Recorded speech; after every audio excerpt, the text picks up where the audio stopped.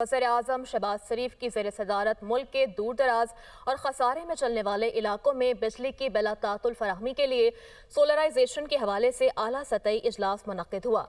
اجلاس میں وزیراعظم نے ہدایت کی کہ زیادہ نقصان اٹھانے والے بجلی کے فیڈرز کو کمیونٹی، صوبائی حکومتوں اور متعلقہ اداروں کے تعاون سے شمسی توانائی پر منتقل کیا جائے۔